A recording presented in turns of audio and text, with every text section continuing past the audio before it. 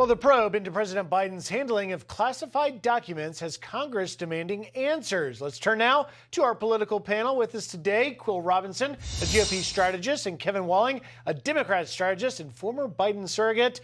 Kevin, Quill, thanks for being here. Let's dive right in. I want to start with you, Kevin. We learned this week a bipartisan effort to see these documents in the Senate, threatening to halt all judicial nominations. Your reaction, your thoughts on that? Well, I think anytime you are threatening to hold up any kind of nomination, it's problematic. And we've seen this from Senator Cotton and others in the past. That hurts national security. That hurts the judicial system.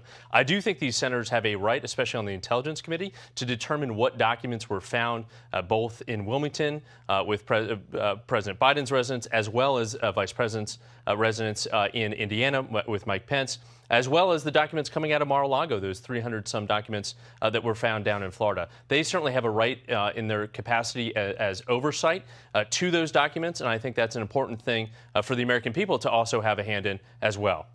You know, Quill, I want to play for you. The Oversight Committee Chairman of the House, James Comer, had this to say about it. Take a listen. From an oversight committee who's leading a major investigation into influence peddling with this administration, we want to know if these documents, if they've been used in a compromising way. I mean, this is the problem with the Biden family.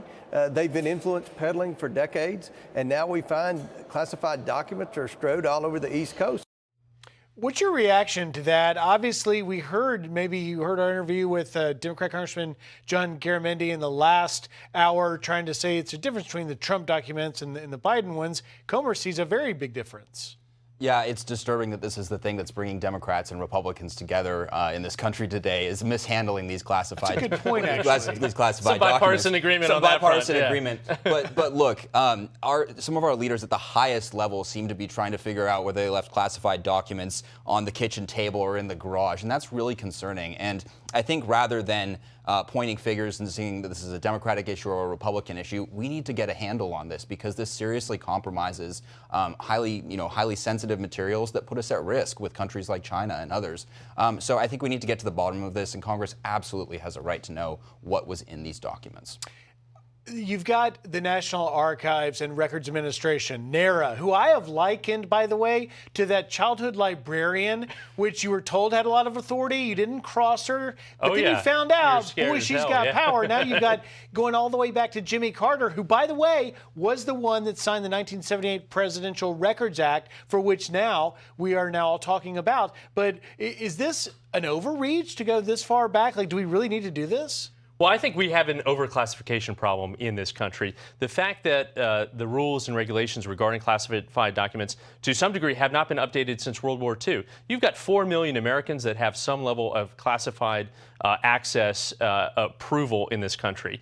So I think we need to take a really strong look. I saw the conversation you had with Congressman Garamendi. I thought it was really good in terms of what he was saying, because it also is all about intent, right? So is this just a mistaken issue with what we've seen with Mike Pence and likely then Vice President Joe Biden? And what is the intent behind the documents coming out of Mar-a-Lago, right? The fact that there was some stonewalling for about a year and a half, subpoenas issued to get those documents back that went unheard of or thrown out from NARA, from the Department of Justice. And I do think you have very different circumstances. But to Quill's point, Congress does have a role, and we should have a full kind of bipartisan analysis of the current situation with regards to classified documents. And I'll put to you guys the same thing I put to Garamendi, which is, should the outcome potentially disqualify either Biden or Trump from running for president?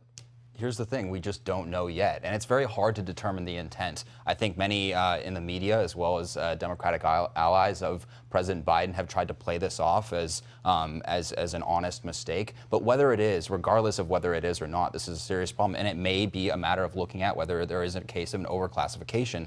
But this sends the wrong message at a very tenuous moment in American politics and our role in the world. And we need to be paying attention to these other issues rather than trying to figure out, rather than having these powerful people going on Easter egg hunts for classified documents they've left around their places. Speaking of paying attention, we happen to notice that former President Trump, who has announced re-election or running now again, is in New Hampshire in the last few hours. Here's a little bit of his first presidential campaign appearance. Take a listen. This is like about a month ago when I announced, well, I said, I get 2 years. They said, he's not doing rallies, he's not campaigning. Maybe he's lost that step. I'm more angry now, and I'm more committed now than I ever was. He's back, Kevin. I want to get your reaction. He's back, and he's back on Facebook. He's seemingly back on social media. I think this is a good thing for Democrats. As President Biden always says, don't compare me to the almighty, compare me to the alternative. So now he has a foil back on the campaign trail for these next 2 years. But it seems like the energy and the excitement is gone. I know he's in New Hampshire. He's headed to South Carolina as well, these two critical early states. So we'll see. The crowds are much smaller. The enthusiasm isn't there.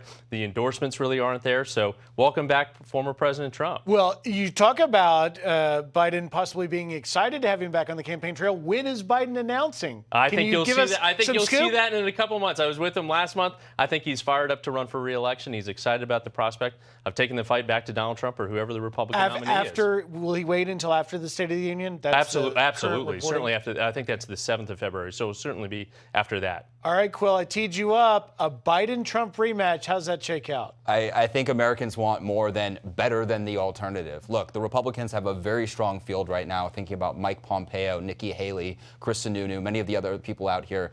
And look at Congress as well and what the Republicans are doing there with the establishment of a China committee and getting energy security back on track. There is a strong case for Republicans this next cycle, and we got to let it play out. We are out of time, but Kevin and I looked at each other there. You left a name off of that list you mentioned, Ron DeSantis.